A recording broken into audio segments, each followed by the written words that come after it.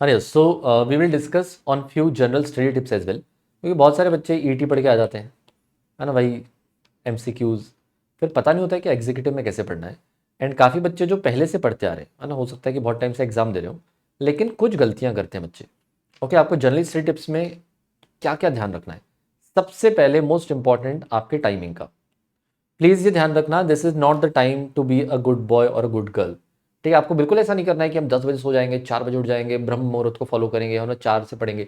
ऐसा नहीं करना है। हर एक इंसान का एक नेचुरल टाइमिंग होता है। सही बात है, मेरा नेचुरल टाइमिंग जनरली रात का है, तो मैं इजीली रात के 2 3 4 5 बजे तक तो मैं खुद पढ़ता था, है ना। 5 बजे तक मैं सुबह पढ़ता था, उसके बाद है ना मंदिर में आरती वगैरह चालू होती थी, तो वो सुन के मुझे पता चलता था कि भाई अब सोने का टाइम हो गया, तो मैं कंपलसरी सुबह 5 बजे कट ऑफ करता था। ओके। और जब मैं पढ़ाई करता था तो मैंने सारे घर के अपने सारे के सारी घड़ियाँ जो वो निकाल दी थी, सारे वॉल क्लॉक मैंने निकाल दिए थे, क्योंकि जब मैं पढ़ता था किसी कॉन्सेप्ट में बहुत टाइम लग जाता था, तो इट वॉज लाइक यार टेंशन होता था। तो मैंने कहा कि यार टाइम देखना ही नहीं है, आज का ही टारगेट है, कितना भी बच जाए रात का 2 3 4 5, है ना, उतना मैं करके ही सोऊंगा चाहे कुछ भी हो जाए। तो टाइमिंग आपका जो भी नेचुरल टाइमिंग है, प्लीज़ उसको अगले 45 डेज के लिए आप चेंज नहीं करेंगे। अगर आप लेट नाइट स्टडी करते हैं तो आप लेट नाइट ही पढ़ें, रात के 2 बजे 3 बजे 4 बजे तक। अगर आप अर्ली मॉर्निंग वाले तो आप अर्ली मॉर्निंग ही पढ़ें। ठीक है, किसी के साथ टाइम क्लैश करने की जरूरत नहीं है ना, और अपने हिसाब से ही पढ़ें। Okay. So timing is very important.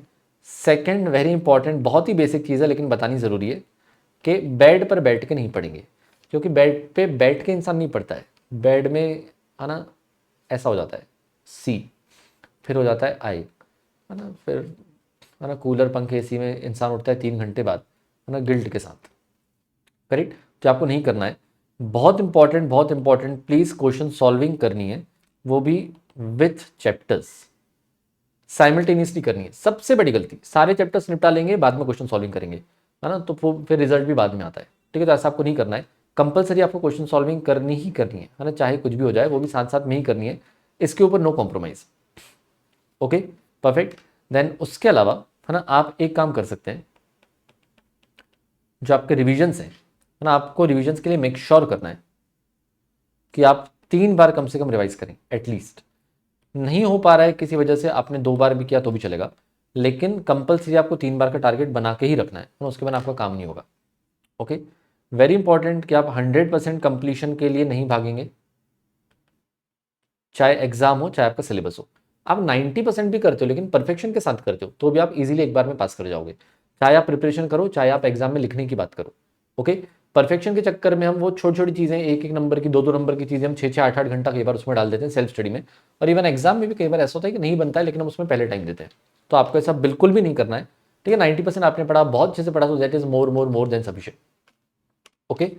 Exam में जो आपके स्टार्टिंग क्वेश्चंस रहेंगे, वो एकदम परफेक्ट होने चाहिए। मतलब आपको ऐसा लगना चाहिए कि यार, है ना, इससे बेटर तो कुछ है ही नहीं, है ना, जैसे किसी, है ना, विराट कोहली ने इनिंग्स खेल ली हो, है ना, वैभव सूर्यवंशी ने जो है ना फास्टेस्ट 50 मार दी हो, ऐसे मतलब चेकर को लगा, ऐसे दिल आ जाए उसका, यार उसने बोला यार स्टूडेंट हो तो ऐसा, ये होता है आंसर, है ना, इस आंसर को तो मैं फ्रेम करके अपने घर पे लगाऊंगा, ऐसा आंसर होना चाहिए।